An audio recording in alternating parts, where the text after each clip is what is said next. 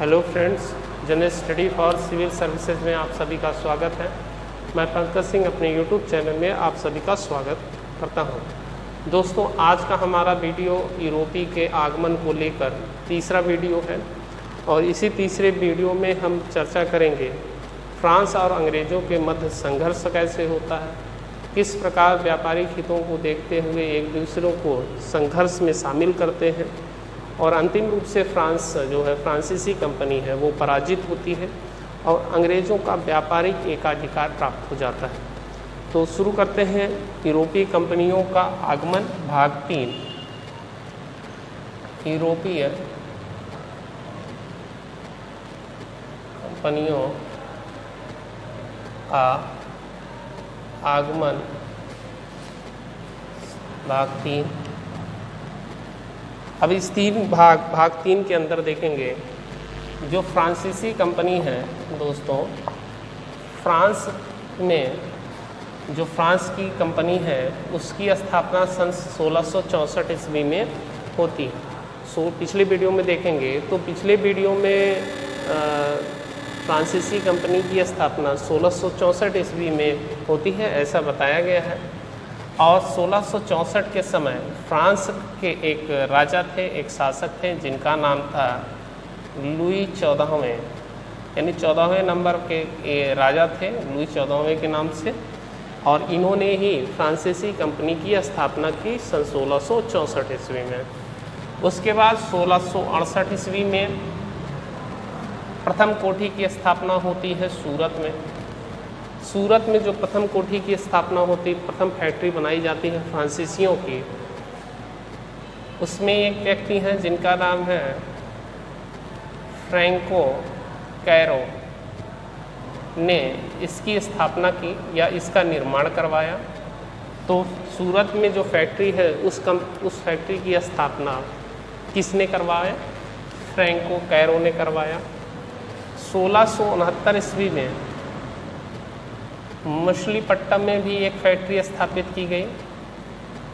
मछलीपट्टम में जो फैक्ट्री बनाई गई 1669 ईस्वी में बनाई गई फ्रांसीसी। पिछले वीडियो में आप देखे होंगे कि अंग्रेजी कंपनी जो है, ब्रिटिश जो कंपनी है, वो सूरत और मछलीपट्टम दोनों में अपनी कंपनियां स्थापित करते हैं। तो ये ज़रूरी नहीं है कि सूरत में अगर अंग्रेजी कंपनी है, अंग्रेजी फैक्ट्री या कोठी है तो वहाँ फ्रांसीसी नहीं हो सकती है क्योंकि सूरत छोटा तो है नहीं, वो काफ़ी बड़ा है। तो जैसे जैसे जहाँ पे जिस भी यूरोपीय कंपनी को परमिशन मिलता गया, अनुमति मिलती गई, अपनी कंपनियों की स्थापना वो करते गए, फैक्ट्रियों की स्थापना वो करते गए। इसी क्रम में देखेंगे सन 1673 ईस्वी में पांडिचेरी में फ्रांसीसी कंपनी की स्थापना होती है। और ये जो पांडिचेरी कंपनी है, पांडिचेरी जो है स्वतंत्रता के बाद तक फ्रांसीसियों के नियंत्रण में था। सन 1954 ईस्वी में फ्रांसीसी पांडिचेरी को छोड़ते हैं और पांडिचेरी तब जाके भारत में शामिल होता सन 1954 में, यानी स्वतंत्रता के बाद लगभग 7 साल बाद सन 1954 में पांडिचेरी भारत में शामिल किया जाता है, भारतीय संघ में शामिल किया जाता है। ठीक है। सन 1674 ईस्वी में पांडिचेरी है,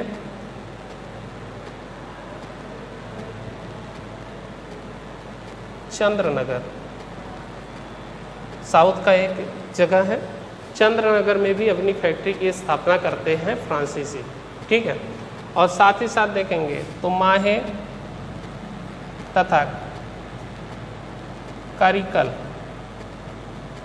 ये 2 जगह पे भी फ्रांसीसी कंपनी अपनी फैक्ट्री स्थापित करती है। तो ये प्रश्न बनते हैं कभी कभी वनडे एग्ज़ाम या रेलवे या यूपी पीसीएस जैसे पेपर में भी, या पीसीएस पैटर्न पे जो प्रश्न बनते हैं वहाँ पे फैक्ट्रियों का क्रम पूछ सकता है, वहाँ कहाँ किस किस जगह पे कौन कौन से यूरोपीय शक्तियों की फैक्ट्रियाँ बनी, ये पूछ सकता है। और यहाँ पे इसलिए क्रम से समझना है क्योंकि यहाँ पे देखिए सूरत में हमने बताया कि यहाँ पे अंग्रेज़ों की फैक्ट्री है। ठीक है। यहाँ पे अंग्रेज़ों की भी फैक्ट्री है, यहाँ पे भी अंग्रेज़ों की फैक्ट्री है। तो कहने का आशय ये है कि हमें सब ये समझ के चलना है, जब प्रश्न आते हैं तो ज़्यादातर आप भ्रम की स्थिति में होते हैं, द्वंद्व की स्थिति में होते हैं, और जब तक आप पूरे कॉन्सेप्ट को क्लियर नहीं रखेंगे, जब तक आपको ये क्रम नहीं पता होगा, किस क्रम से फैक्ट्रियों की स्थापना हुई, किस क्रम से यूरोपीय कंपनियां भारत में आगमन हुआ, उनकी कंपनियों की स्थापना किस क्रम में हुआ, किस क्रम में फैक्ट्रियां बनाते हैं, किन किन जगहों पे बनाते हैं और क्या परिस्थिति रहती है बनाने के पीछे, जब तक ये सारे कॉन्सेप्ट नहीं क्लियर होंगे तब तक आप प्रश्न को हल करने में असुविधा महसूस करेंगे। तो हम चाहते हैं कि आप जो भी हमारे वीडियो के माध्यम से जो भी तथ्य देख रहे हैं, जो भी चीज़ें पढ़ रहे हैं, वो आपके परीक्षा के दृष्टिकोण से महत्वपूर्ण हो और आने वाली परीक्षाओं में यहीं से प्रश्न बने। और प्रयास यही रहता है कि जहाँ से प्रश्न बनने की प्रबल संभावना होती है वहीं से हम इस टॉपिक को उठाते हैं और वहीं से वो सारी चीज़ें हम आपको प्रेजेंट करते हैं जिससे आप अपने लक्ष्य को प्राप्त कर सकें, आप अपनी कामयाबी को हासिल कर सकें। इन सब लक्ष्यों के साथ, इन सब उद्देश्यों के साथ हम इस चैप्टर को शुरू करते हैं। तो सीधे सीधे मतलब ये है कि इन सारे कंपनियों की स्थापना, फैक्ट्रियों की स्थापना कहाँ कहाँ होती है, फ्रांसीसी कंपनी है, अपनी कोठियाँ कहाँ कहाँ स्थापित करती हैं, इसको ध्यान में रखना बहुत ही महत्वपूर्ण है। इसमें एक चीज़ और देखना है कि फ्रांस तथा अंग्रेज़ों के बीच एक संघर्ष होता है और इसी संघर्ष को अगर देखें, यह संघर्ष एक उत्तराधिकार के परिणाम है, यानी उत्तराधिकार के जो संघर्ष हो रहे हैं उसी संघर्ष के साथ फ्रांस और अंग्रेज़ों के मध्य संघर्ष प्रारंभ हो जाता है। और देखने को मिलेगा कि यूरोप में कोई घटना घट रही है, जैसा कि ये दोनों कंपनियां यूरोपीय कंपनी हैं, और यूरोप में अगर कोई घटना घट रही है दोनों देशों के मध्य, अंग्रेजी यानी ब्रिटिश से इंग्लैंड और फ्रांस के मध्य कोई घटना घट रही है, कोई संघर्ष की स्थिति उत्पन्न हो रही है, तो ये जो दो औपनिवेशिक कंपनियां हैं, अगर भारत विश्व के किसी भी हिस्से में इन कंपनियों की स्थापना हुई है तो आपसी संघर्ष प्रारंभ हो जाता है। यानी यूरोप में कोई गतिविधि हो रही है तो भारत में भी देखने को मिलती थी, अमेरिका में भी देखने को मिलती थी। दोनों कंपनियां आपस में संघर्ष करने लगती थी, आपस में संधि करने लगती थी, आपस में समझौते होने लगते थे। कुल मिला जुला के जो यूरोप में घटना घट रही थी वो पूरे विश्व में फ्रांसीसी और अंग्रेजी कंपनियों के मध्य संघर्ष और शांति की स्थिति निर्धारित कर रही थी। ठीक है, तो यूरोप की घटना भारत में भी प्रभावित कर रही थी और उत्तराधिकार के संघर्ष के साथ, उत्तराधिकार के जो युद्ध हो रहे थे उसी युद्ध के साथ यह फ्रांसीसी कंपनी और अंग्रेजी कंपनियों के मध्य एक संघर्ष प्रारंभ होता है। और इसी संघर्ष को मुख्यतः हम अपने इतिहास की भाषा में जहाँ से प्रश्न बनता है उसे हम कर्नाटक का युद्ध कहते हैं। क्या कहते हैं? कर्नाटक का युद्ध, या इसे हम आंग्ल फ्रांसीसी युद्ध भी कह सकते हैं, आंग्ल फ्रांसीसी युद्ध भी कह सकते हैं। यानी कर्नाटक युद्ध और आंग्ल फ्रांसीसी युद्ध एक ही है जो यूरोप में घटने वाली घटना के साथ प्रारंभ होती है और पूरे भारत में अंग्रेज और फ्रांसीसियों के बीच तीन मुख्यतः युद्ध या संघर्ष होते हैं। और जो अंतिम युद्ध है, अंतिम संघर्ष है तीसरा जो कर्नाटक युद्ध है, तीसरे कर्नाटक युद्ध के साथ ही फ्रांसीसी कंपनी का पतन होता है और इसी पतन के साथ अंग्रेज़ों का जो एकाधिकार है वो स्थापित होता है और व्यापारिक कोई प्रतियोगिता, प्रतिस्पर्धा नहीं बचती है और पूर्ण रूप से फिर अंग्रेज एक एकाधिकार के माध्यम से अपने व्यापार को संचालित करते हैं, उसको ऑपरेट करते हैं। तो यही एक पृष्ठभूमि है फ्रांस और अंग्रेज़ों के संघर्ष को लेके। तो इसको नोट डाउन करिए, फिर आगे हम थोड़ा सा इसको लेके चलेंगे। ठीक है,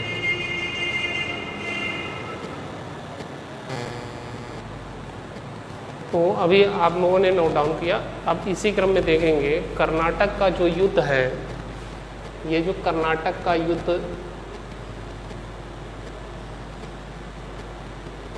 कर्नाटक का युद्ध ये मुख्यतः 3 युद्ध होते हैं, प्रथम, द्वितीय और तृतीय। तो प्रथम जो युद्ध होता है उसमें देखेंगे जो प्रथम युद्ध का संघर्ष प्रारंभ होता है अंग्रेज और फ्रांस के बीच में, उसका मुख्यतः कारण है ऑस्ट्रिया का उत्तराधिकार। यानी ऑस्ट्रिया जो यूरोप में एक देश है, एक कंट्री है, उस कंट्री के उत्तराधिकार को लेके एक संघर्ष प्रारंभ होता है इंग्लैंड और यूरोप। अब उसी उत्तराधिकार की युद्ध में देखेंगे एक गुट में शामिल होता है अंग्रेजी कंपनी, ब्रिटिश कंपनी, और दूसरे गुट में शामिल होती है फ्रांसीसी कंपनी। वहाँ के उत्तराधिकार के युद्ध में जैसे ही सन 1746 ईस्वी में जैसे ही उत्तराधिकार के युद्ध में दोनों देशों के मध्य संघर्ष प्रारंभ होता है, वैसे ही भारत में भी अंग्रेज और फ्रांसीसी कंपनियों के मध्य सेनाओं के माध्यम से संघर्ष प्रारंभ हो जाता है। तो प्रथम कर्नाटक युद्ध सन 1746 से लेके 1748 के बीच में होता है। उसके बाद इसका कारण है उत्तराधिकार को लेके। उत्तराधिकार को इसलिए लेके है क्योंकि ऑस्ट्रिया में उत्तराधिकार का जब युद्ध हो रहा है वहाँ अंग्रेज और फ्रांसीसी शामिल हो रहे हैं। उसी का परिणाम ये है कि भारत में भी दोनों कंपनियाँ संघर्ष प्रारंभ कर देती हैं। तो ब्रिटिश यूरोप में जो कंपनियां हैं, दोनों देश हैं, उन दोनों देशों के मध्य एक संधि होती है सन 1748 ईस्वी में, जिसका नाम है एला सापेल की संधि। एला सापेल की संधि के तहत यह युद्ध समाप्त हो जाता है। लेकिन अगर भारत के संदर्भ में देखें तो भारत में जो डुप्ले हैं वो मॉरिशस के फ्रेंच गवर्नर की सहायता से इस संघर्ष में शामिल होते हैं। और प्रथम युद्ध में सेंट थॉम का युद्ध भी होता है। यानी प्रथम कर्नाटक युद्ध में जो अंग्रेज और फ्रांसीसी कंपनी के मध्य जो युद्ध प्रारंभ होता है, जो युद्ध होता है उसको सेंट थॉम के युद्ध के नाम से जानते हैं, जो 1748 ईस्वी में होता है। और इसमें उसके बाद इसका परिणाम क्या होता है, एला सापेल के संधि का परिणाम ये होता है कि जो अंग्रेज हैं, ठीक है, अंग्रेज़ों को मद्रास प्राप्त हो जाता है और साथ ही साथ यूएसए यानी कि जो अमेरिकी देश है, अमेरिका में जो फ्रांसीसी जो अंग्रेज़ों के नियंत्रण में जो क्षेत्र है उस क्षेत्र को फ्रांस को सौंप दिया जाता है और बदले में मद्रास अंग्रेज़ों को दे दिया जाता है फ्रांसीसियों के द्वारा। तो एला सापेल की संधि सन 1748 में होता है।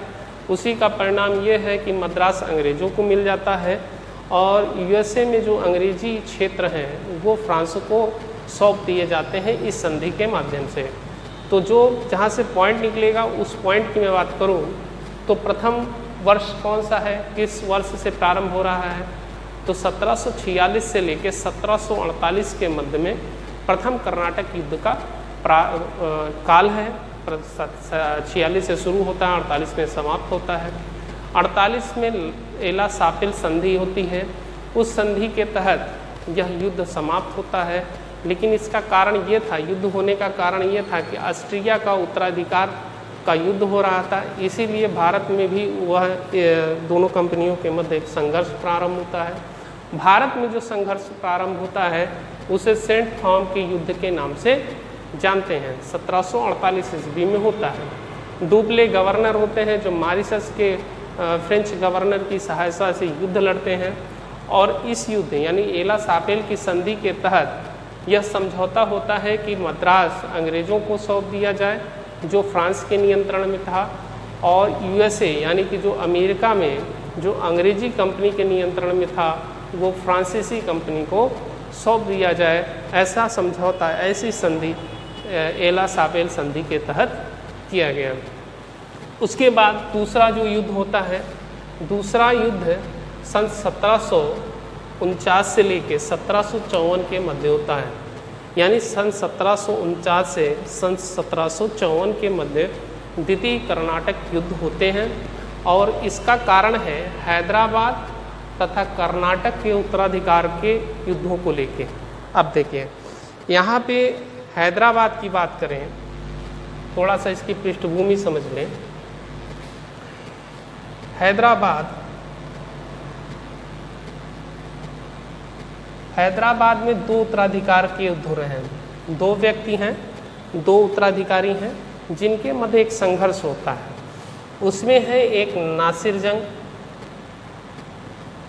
या नसीर जंग,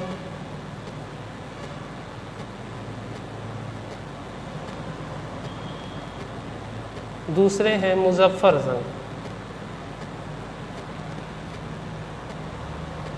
ठीक है, मुजफ्फर जंग की सहायता करने के लिए इन दोनों के मध्य उत्तराधिकार का युद्ध होता है। यानी नासिर जंग, हैदराबाद के 2 उत्तराधिकारी हैं। कौन से दौर में? सन 1749 के टाइम पीरियड में। एक है नासिर जंग, दूसरे हैं मुजफ्फर जंग। दोनों के बीच हैदराबाद की रियासत को लेके, उत्तराधिकार को लेके संघर्ष होता है और इस संघर्ष में नासिर जंग को अंग्रेज समर्थन करते हैं और मुजफ्फर जंग को फ्रांसीसी कंपनी या फ्रांस समर्थन प्राप्त करती है। ठीक है, तो यहाँ पे देखने की ये है कि नज़ीर जंग है, नासिर जंग नहीं है, नज़ीर जंग और मुजफ्फर जंग के बीच जो युद्ध होता है उसमें नज़ीर जंग का समर्थन अंग्रेज करते हैं, मुजफ्फर जंग का समर्थन फ्रांस करता है। इसी में देखेंगे तो एक जगह और है, यह हैदराबाद की बात हो गई कि हैदराबाद में 2 उत्तराधिकार हैं जिनके मध्य उत्तराधिकार को लेकर संघर्ष होता है। दूसरा है कर्नाटक। कर्नाटक का जो उत्तराधिकार का युद्ध है वो भी 2 व्यक्तियों के मध्य है। एक है चंदा साहब और दूसरे हैं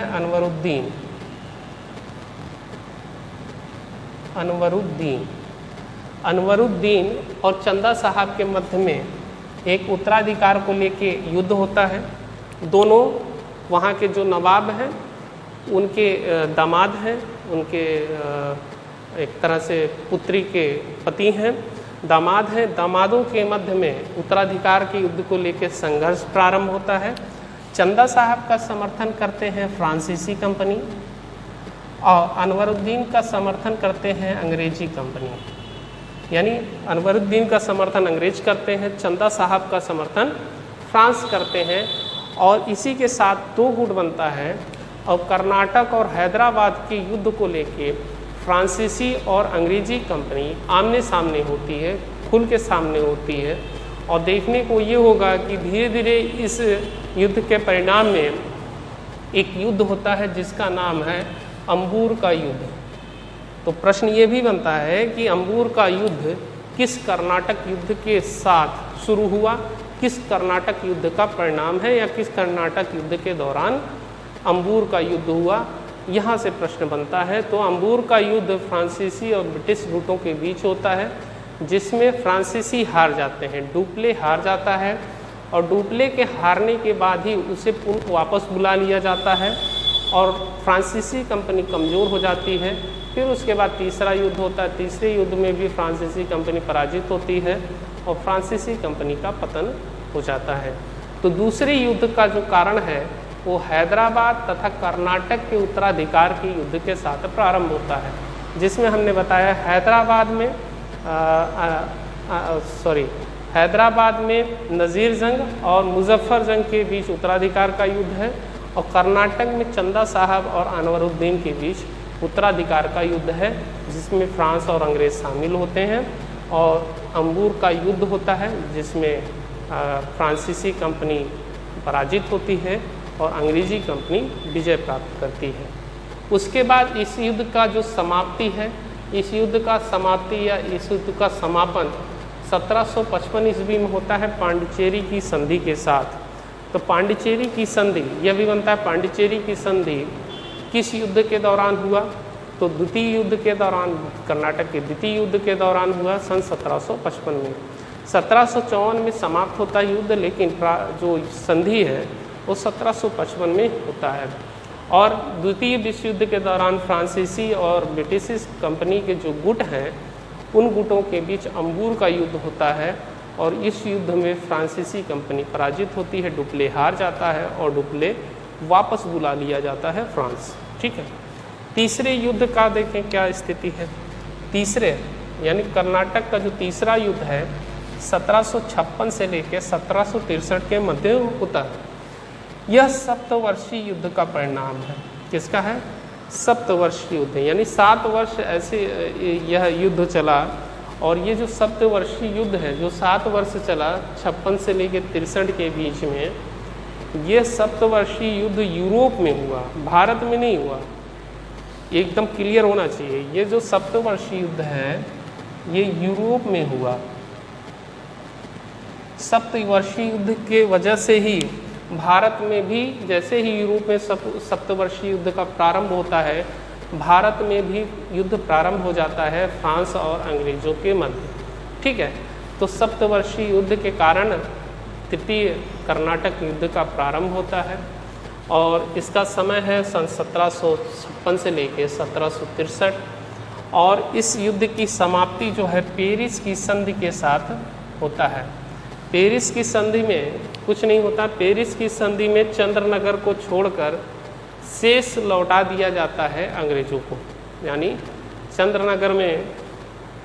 चंद्रनगर को छोड़कर अंग्रेजों ने लौटा दिया, यानी चंद्रनगर में फ्रांसीसी रहेंगे, बाकी सारे क्षेत्रों को अंग्रेज रहेंगे, बाकी सारे क्षेत्रों को फ्रांस को लौटा दिया गया। और यह कब हुआ? पेरिस की संधि हुआ सन 1763 ईस्वी में। और इसी युद्ध के दौरान, यानी जो सप्तवर्षीय युद्ध हो रहा है, तो ये पेरिस की संधि भारत में नहीं हो रही, पेरिस की संधि यूरोप में हो रही है, फ्रांस और अंग्रेजों के बीच में, फ्रांस और इंग्लैंड के बीच में। और सप्तवर्षीय युद्ध भी वहीं हो रहा है। लेकिन भारत में क्या हो रहा है? तृतीय कर्नाटक युद्ध प्रारंभ हो रहा है और इस युद्ध में भारत में एक युद्ध होता है जिसका नाम है वांडीवास युद्ध। वांडीवास युद्ध बहुत महत्वपूर्ण है, ये परीक्षा की दृष्टि से इम्पोर्टेंट है, इसलिए इसको याद रखिएगा। वांडीवास का युद्ध 1760 में होता है और 1760 में वांडीवास के युद्ध के साथ ही अंग्रेज जो है फ्रांसीसी कंपनी को बुरी तरह पराजित करते हैं और फ्रांसीसी कंपनी का लगभग पतन हो जाता है। और इसी के साथ अंग्रेज़ों का जो एकाधिकार है वो स्थापित होता है, व्यापारिक एकाधिकार प्राप्त होता है, राजनीतिक एकाधिकार प्राप्त होता है। और तब धीरे धीरे अंग्रेज सत्ता के गलियारे में अपनी हनक छोड़ते हैं और सत्ता के लिए लड़ाई लड़ना प्रारंभ करते हैं। उसके बाद इसमें फ्रांस का पतन हो जाता है। इस युद्ध में, यानी वांडीवास के युद्ध में अंग्रेज़ों का जो सेनापति था, अंग्रेज़ों के जो सेना का नेतृत्व करने वाला व्यक्ति था, उसका नाम था आयरकूट। क्या नाम था? आयरकूट। वांडीवास के युद्ध में अंग्रेजी सेनापति आयरकूट था और फ्रांसीसी सेनापति काउंट लाली था। क्या था? काउंट लाली। आयरकूट विजय प्राप्त करता है और काउंट लाली हार जाता है। वांडीवास का युद्ध हार जाता है। वांडीवास का युद्ध 1760 में हुआ। पिछले वीडियो में दोस्तों हम कुछ वहाँ पे डेटा को कुछ मिस कर गए थे, आप यहाँ पे सुधार सकते हैं। पिछले युद्ध में हमने पिछले वीडियो में 1560 बोला था, 1560 नहीं होगा, उसको सुधार कर लीजिएगा। वांडीवास का युद्ध 1760 में तथा वेडरा का युद्ध 1759 में है। वेडरा का युद्ध 1759 में है, इसको आप सुधार कर लीजिएगा। पिछले वीडियो में हम 1759 नहीं 1559 बता दिए थे, तो उसके लिए क्षमा चाहते हैं। वेदरा का युद्ध जो है 1759 में होता है और ठीक उसके 1 वर्ष के बाद में 1760 में वांडीवास का युद्ध होता है। वेडरा के युद्ध में डच पराजित होते हैं, डचों की सत्ता समाप्त होती है और वांडीवास के युद्ध में फ्रेंच यानी फ्रांसीसी पराजित होते हैं। तो फ्रेंच, यहाँ प्रश्न ही बन सकता है, फ्रेंच यानी फ्रांसीसी कंपनी का जो पतन है किस युद्ध के साथ हुआ? वांडीवास के युद्ध के साथ। और डच कंपनी का पतन किसके साथ हुआ? वेदरा के युद्ध के साथ। दोनों के बीच मात्र 1 वर्ष का अंतर है। 1759 में वेदरा का युद्ध होता है और 1760 में वांडीवास का युद्ध होता है। तो इसको एक बार फिर रिकॉल कर लें ताकि आसानी से पुनः इसको याद करने में थोड़ा सा आसानी हो जाए, क्योंकि बहुत जटिल है, इसको याद रखना है क्योंकि यहाँ से प्रश्न ज़्यादातर बनते हैं। अगर इस पोर्शन से कर्नाटक के युद्ध से प्रश्न बनेंगे तो इससे बाहर तो नहीं बनेंगे, यहाँ से ही प्रश्न आएंगे। तो इसको बार बार पढ़िए, इसको पुनरावृत्ति में रखिए ताकि ये आपके लिए उपयोगी हो और परीक्षा के दृष्टि से महत्वपूर्ण भी है। तो प्रथम जो कर्नाटक युद्ध होता है 1760 में होता है, 1776 से लेके 1746 से लेके 1748 के बीच में होता है। 1746 से 1748 में ऑस्ट्रिया का युद्ध होता है। फिर यह संधि के साथ एला सापेल संधि के साथ इस युद्ध का समापन होता है। भारत में सेंट थाम का युद्ध होता है। ठीक है, द्वितीय युद्ध का जो प्रारंभ है 1749 से 1754 के मध्य होता है। हैदराबाद तथा कर्नाटक के उत्तराधिकार के साथ प्रारंभ होता है। पांडिचेरी की संधि होती है 1755 में और युद्ध का समापन होता है। और इस फ्रांसीसी जो हैदराबाद और कर्नाटक की युद्ध का जो प्रारंभ है फ्रांस और अंग्रेज़ों के मध्य एक युद्ध होता है जिसका नाम है अम्बूर का युद्ध, और इसमें डुप्ले हार जाता है और उसे वापस बुला लिया जाता है। तीसरे युद्ध का जो काल है 1756 से 1763, यह सप्तवर्षीय युद्ध का परिणाम है जो यूरोप में होता है और इसके साथ ही भारत में भी प्रारंभ हो जाता है। और यूरोप में एक पेरिस की संधि होती है 1763 में, जिसमें चंद्रनगर को छोड़कर शेष लौटा दिया जाता है अंग्रेज़ों के द्वारा। ठीक है, उसके बाद इसी युद्ध में वांडीवास का युद्ध होता है। अंग्रेज़ और फ्रांसीसी कंपनियों के बीच में सेनाओं के मध्य एक वांडीवास का युद्ध होता है 1760 में। और 1760 में अंग्रेज़ों का जो युद्ध हो रहा है वांडीवास का, अंग्रेज़ों का नेतृत्व आयरकुट कर रहे हैं और फ्रांसीसी कंपनी का जो सेना का नेतृत्व है वो काउंट लाली कर रहे हैं। काउंट लाली पराजित होते हैं और आयरकुट विजय प्राप्त करते हैं और इसी के साथ फ्रांसीसी कंपनी का पतन हो जाता है। और यहाँ से और भी निकल सकता है कोई पॉइंट अगर निकालना चाहें, जैसे सेंट थॉम का युद्ध होता है। लाबोर्डने ने फ्रांसीसी फ्रेंच गवर्नर को आमंत्रित करते हैं। मद्रास अंग्रेज़ों को मिल जाता है प्रथम युद्ध में। और यूएसए के क्षेत्र में जो अंग्रेजी कंपनी का जो क्षेत्र है वो फ्रांस को सौंप दिया जाता है। तो ये कुछ महत्वपूर्ण तथ्य हैं जो निकल के आ रहे हैं कर्नाटक के युद्ध से। तो कर्नाटक का युद्ध जो 3 मुख्य युद्ध हैं वो यहीं से प्रश्न ज़्यादातर बनेंगे। तो आज के लिए इतना ही, और अगला वीडियो जो हमारा आएगा वो उत्तर मुग़ल काल को लेके होगा, क्योंकि उत्तरकालीन मुग़ल काल को भी पढ़ना बड़ा आवश्यक है, क्योंकि उत्तर मुग़ल काल से भी प्रश्न बनते हैं। तो अगला वीडियो हमारा हिस्ट्री के चैप्टर में वो उत्तर मुग़ल काल को लेके होगा। तो कहीं मत जाइएगा, इस वीडियो को ज़्यादा से ज़्यादा देखिए, शेयर करिए, सब्सक्राइब करिए और इसी तरह प्यार देते रहिए। और बहुत बहुत धन्यवाद। नमस्कार।